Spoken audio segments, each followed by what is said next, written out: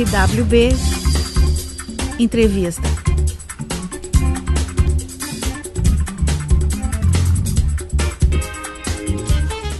Bem, nosso papo agora é com o deputado Valdir Colato e, é claro, o assunto que ele há muito acompanha, o Código Florestal, é a reforma do Código Florestal brasileiro.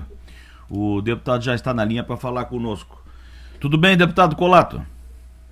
Tudo bem, Marcelo. Um abraço a todos. Bem, deputado, o senhor está percorrendo o estado e imagino que até o país, tentando explicar às pessoas, e principalmente aqueles que lidam com agricultura, são produtores rurais, para que se entenda este novo Código Florestal brasileiro, é isso?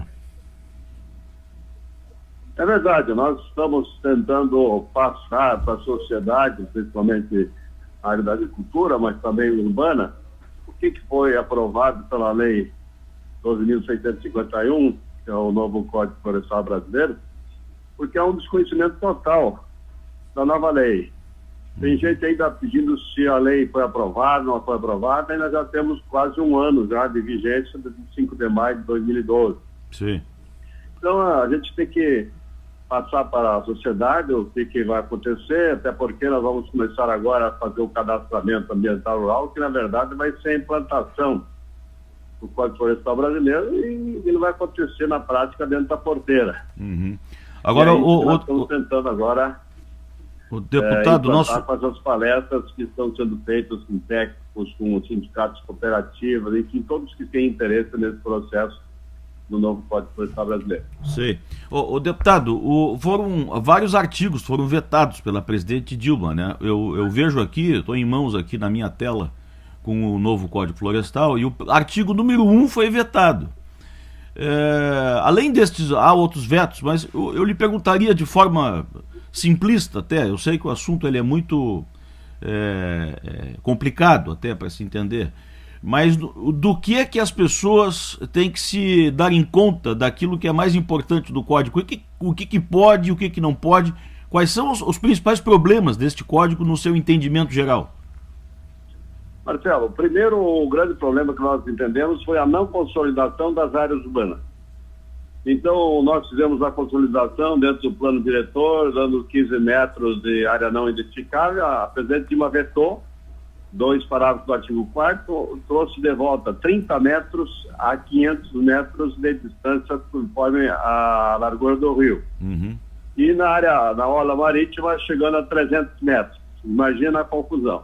Sim. Então, na área urbana está acontecendo isso. Na área rural, nós consolidamos as áreas já que foram antropizadas, que estão se transformando em lavouras, em agricultura e pecuária e floresta. Então, dentro dessa questão é que nós temos aí que fazer um isolamento das águas, com cercas para não ter acesso a animais à água diretamente, e também na questão da reserva legal, que deve ser reposta acima de 4 módulos, e até 4 módulos mantém o que tem. Uhum. Mas o grande problema agora nós vamos encontrar no cadastro. O cadastro é uma declaração, como se fosse imposto de renda. Você vai dizer como é que é ocupada a tua propriedade. Sim. E aí vai passar para os órgãos ambientais, que farão análise e retornarão exigindo a regularização dentro da nova legislação. Uhum. Isso tem custo, tem muitos problemas. O principal problema que nós estamos enfrentando agora é a exigência do cartório da averbação da reserva legal, que a lei eliminou, mas que os cartórios não estão respeitando por uma decisão da Corregedoria de Santa Catarina. Então, Santa Catarina está fazendo isso, trazendo grandes prejuízos e custos para os produtores e emperrando aí um processo de deslanchar exatamente a questão da implantação do Código Florestal. Agora, deputado, como é que resolve isso aqui em Santa Catarina, hein?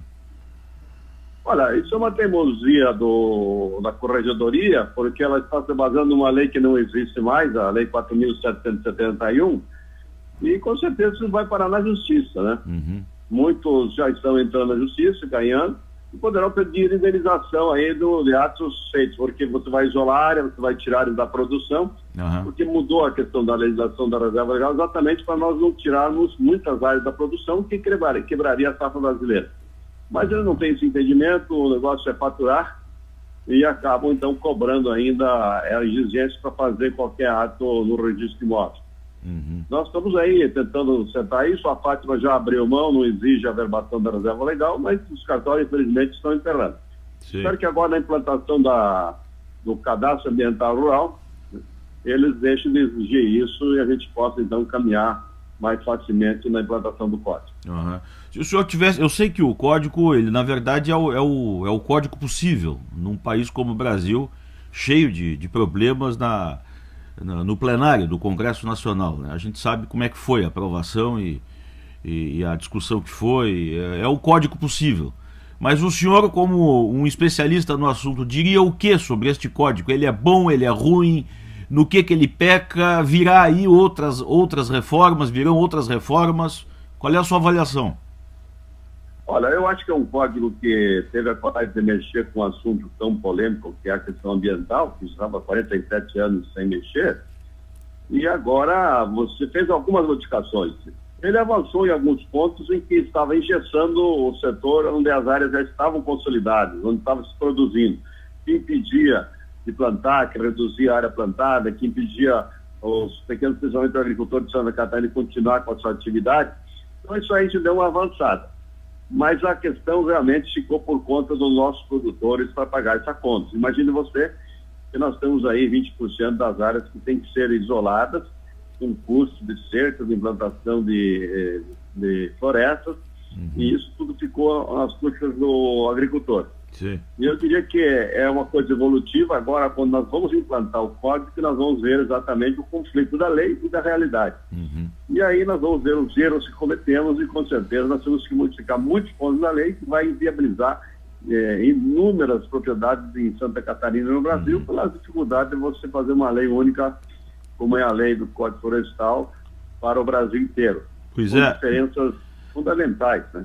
Talvez Então, essa isso vai seja... ser um grande conflito. Talvez essa seja a grande questão, né? O senhor defende um código florestal para cada estado, ou seja, Santa Catarina, por exemplo, é conhecida no Brasil inteiro como um estado de minifúndios, né?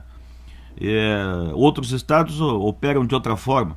O senhor acha que os códigos devem ser regionais, né? Essa foi a proposta, né, Marcelo? Que você descentralizasse, o Pacto Federativo descentralizado, respeitando as peculiaridades de cada estado. Foi início o projeto de Santa Catarina, o Código Florestal Ambiental de Santa Catarina foi implantado, e nós transplantamos isso para o Brasil. Infelizmente, o artigo 1º vetado pela presidente não permitiu que isso fizesse. E também a questão de você respeitar as áreas consolidadas. Quer dizer, o técnico vai na propriedade, analisa, vê quais são os problemas ambientais que tem, recomenda a regularização naquela propriedade e resolve ali. Agora eu te pergunto, como é que nós vamos resolver o problema ambiental quando a mesma lei para a Amazônia, com uma topografia, com a imensidão de 50% do território brasileiro, e Santa Catarina, que é 1%, com as topografias de montanhas, águas, atividade econômica, população super dimensionada e num território pequeno? Então, como é que você vai resolver isso? Só respeitando as peculiaridades, as características locais. Eu acho que esse foi um grande erro do Código Florestal, que não permitiu que essa ideia prevalecesse para que nós pudéssemos implantar agora no Brasil. E aí vai aparecer, então, né, as dificuldades que nós vamos ter com uma lei só para um país continental como é o Brasil. Para encerrar, deputado, qual é a principal reclamação que o senhor está ouvindo aí nessas palestras que está fazendo pelo Estado? Olha, a principal é essa. Em Santa Catarina é a verbação da reserva legal exigida contra a lei, uma ilegalidade que só Santa Catarina está cometendo.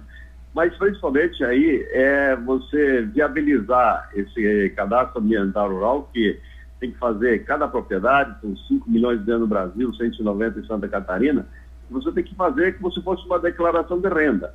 E isso precisa de técnicos, precisa de gente que entenda esse processo, porque o agricultor não consegue fazer isso. Isso tem custo, isso leva tempo, e não tem, como o Estado de Santa Catarina, por exemplo, não está organizado para isso, né? A nossa Secretaria da Agricultura, a Secretaria de Desenvolvimento Econômico e Meio Ambiente, não estão se entendendo e ainda não tem um processo para poder implantar, envolvendo o governo do Estado, envolvendo as cooperativas, os sindicatos, enfim, todo mundo. Ou seja, o agricultor, deputado, para concluir então, o agricultor terá que buscar assessoria cara para poder ficar dentro da lei. Com certeza, porque a demanda é muito grande e se não for atrás, o governo não vai estar junto nisso, embora a lei diga que o Estado é que tem que fazer esse trabalho para o pequeno produtor. Mas não vemos assim uma movimentação do governo, da área pública para resolver isso e acredito que nós vamos ter grandes problemas aí na implantação desse código. Tá certo. Deputado Colato, vamos continuar acompanhando a matéria. Muito obrigado pela sua atenção. Obrigado a você e boa tarde a todos. Este é o deputado Valdir Colato, deputado federal de Santa Catarina, que nos falou sobre o Código Ambiental. Na RWB, entrevista.